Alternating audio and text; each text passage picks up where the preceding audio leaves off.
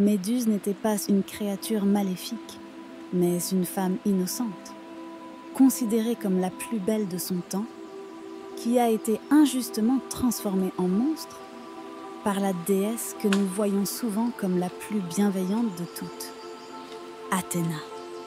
Pourquoi cela est-il arrivé? Parce que Poséidon a violé Méduse dans le temple d'Athéna. Et vous connaissez ce cheval mythique, Pégase? Oui, Pégase est l'enfant de Méduse. C'est étrange, mais nous allons tout expliquer. Commençons par le début. Méduse était réputée pour être la plus belle femme de la Terre. Sa beauté n'était pas simplement physique. Elle émanait d'elle une aura de perfection qui captivait tout le monde. Selon certaines versions du mythe, elle possédait des cheveux aussi brillants que l'or et une peau douce comme le marbre. Tellement belle qu'on disait qu'elle marchait littéralement sur Gaïa, la personnification de la Terre. C'est une blague de mythologie, car Gaïa représente la Terre. Et Méduse était si séduisante qu'elle semblait marcher sur elle. En fait, tout le monde, hommes et femmes, était attiré par Méduse. Elle ne recherchait pourtant aucune de ses attentions. Sa beauté, bien qu'admirée, était pour elle une malédiction, car elle attirait des prétendants qu'elle ne voulait pas. Méduse avait fait un vœu de chasteté en l'honneur d'Athéna. Elle vivait une vie pure, comme une madone, et voulait rester vierge pour toujours. Contrairement à la chanson de Madonna des années 80, ici, Méduse était vraiment une vierge. Méduse s'était consacrée à Athéna, la déesse vierge de la sagesse, de la pureté et de la guerre stratégique. Elle vivait dans le temple d'Athéna à plein temps, à la fois pour économiser sur le loyer et pour vénérer la déesse jour et nuit. Dans l'Antiquité, ces temples n'étaient pas seulement des lieux de prière, mais aussi des sanctuaires de refuge. En s'y installant, Méduse espérait échapper au regard concupiscence du monde extérieur et vivre une existence paisible sous la protection d'Athéna. Cependant, le problème, c'est qu'elle était si belle qu'elle attirait des foules d'admirateurs qui traînaient autour du temple. Même des dieux comme Poséidon, dieu des mers, ne pouvaient en rester indifférents à sa beauté. Les hommes s'agglutinaient devant le temple, tentant de l'apercevoir. Cela attira la colère d'Athéna, la déesse de la sagesse, qui finit par devenir jalouse de toute l'attention que Méduse recevait. Cette jalousie, bien que surprenante venant d'une déesse de la sagesse, montre le côté imparfait des dieux grecs, souvent sujets à des émotions humaines telles que la colère et l'envie. Et c'est là que Poséidon entre en scène. Poséidon et sa nièce Athéna avaient une relation tendue, marquée par des tentatives incessantes de se rendre la vie difficile. Cela remonte à l'époque où Athéna avait volé à Poséidon la ville qu'il convoitait, une ville que nous appelons aujourd'hui Athènes. En voyant la jalousie d'Athéna à l'égard de Méduse, Poséidon a voulu en profiter pour aggraver la situation. En forçant Méduse dans le temple, Poséidon savait qu'il allait provoquer la fureur de sa nièce. Poséidon a donc violé Méduse dans le temple d'Athéna, brisant ainsi le pacte de virginité que Méduse avait avec la déesse. Cet acte, au-delà de l'horreur qu'il représente, a un poids symbolique dans la mythologie grecque. Le temple d'Athéna était un lieu sacré de pureté, et cet acte était perçu comme une profanation divine.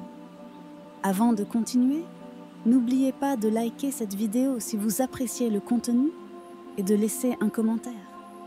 Pensez aussi à vous abonner si vous voulez en savoir plus sur la mythologie grecque, car il y a encore beaucoup d'histoires fascinantes à découvrir. Allez, on reprend. Athéna, au lieu de punir Poséidon, a blâmé Méduse pour ce qui s'était passé. Ce qui est tragique ici, c'est l'injustice criante de la situation.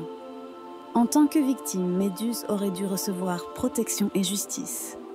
Mais dans la logique divine de l'époque, sa beauté était considérée comme la cause du drame.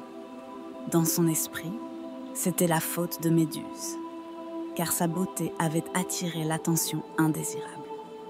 Athéna, dans un accès de colère et de jalousie, transforma donc Méduse en un monstre effrayant avec des serpents à la place des cheveux, la condamnant ainsi à une vie d'isolement. Le pouvoir de Méduse devint si dangereux que quiconque la regardait directement était transformé en pierre. Ce pouvoir symbolisait la protection ultime contre les avances non désirées. Ainsi, d'une certaine manière, cette transformation peut être interprétée comme un moyen de garantir que plus personne ne pourrait faire du mal à Méduse, même si cela signifiait la condamner à la solitude éternelle. Méduse, autrefois adorée pour sa beauté, devint une créature redoutée. Les dieux ne faisaient plus rien pour la protéger, et les hommes cherchaient désormais à la tuer. De nombreux soldats venaient la traquer, espérant ainsi gagner gloire et honneur. Mais chaque fois qu'ils la voyaient, ils étaient transformés en pierre. Méduse a fini par se réfugier sur une île isolée pour échapper à ses persécuteurs. C'était là, dans cet isolement total, qu'elle pouvait enfin trouver un semblant de paix. Cependant, cette tranquillité fut brisée un jour par Persée. Ce dernier, envoyé par le roi Polydectès, cherchait à accomplir un exploit héroïque. Tuer Méduse. Persée, aidé par les dieux, réussit à décapiter Méduse à l'aide d'un bouclier réfléchissant offert par Athéna elle-même. C'est un autre exemple de l'ambiguïté des dieux dans la mythologie grecque. Bien qu'Athéna ait transformé Méduse en monstre, elle aide également Persée à la tuer. De la tête tranchée de Méduse émergea Pégase, le cheval ailé, et Chrysaor, un guerrier géant. Pégase devint alors la monture fidèle de Persée, qu'il utilisa pour échapper aux autres gorgones, sœurs de Méduse. Mais pourquoi Pégase est-il né du sang de Méduse ? Dans la mythologie, on dit que Pégase était l'enfant de Poséidon et de Méduse, né de l'union forcée dans le temple. C'est un autre aspect étrange du mythe qui montre comment, même après sa mort, la tragédie de Méduse continue à donner naissance à quelque chose de magnifique.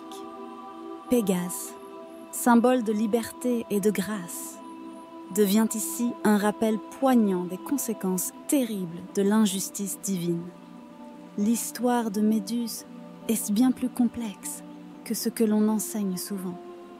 D'un point de vue moderne, elle est moins un monstre et plus une victime d'injustice divine. Alors que Persée est souvent présenté comme un héros dans les récits classiques, il est important de questionner cette version des faits. Aujourd'hui, Méduse est souvent vue comme un symbole de féminité puissante et de vengeance contre l'oppression. Les artistes et les écrivains continuent d'explorer son histoire sous cet angle, redéfinissant son rôle dans la mythologie. Son visage orne même les œuvres d'art contemporains, souvent pour symboliser le pouvoir féminin ou la lutte contre l'injustice. L'histoire de Méduse n'a jamais été figée. Pendant des siècles, il n'y avait pas de version définitive de son mythe, jusqu'à ce que le poète Ovide écrive sa version dans les Métamorphoses en l'an 8 de notre ère. Ce récit est devenu la version canonique adoptée dans les mythologies grecques et romaines, qui continue de nous influencer plus de 2000 ans plus tard. N'oubliez pas de liker, de commenter et de vous abonner pour plus de vidéos.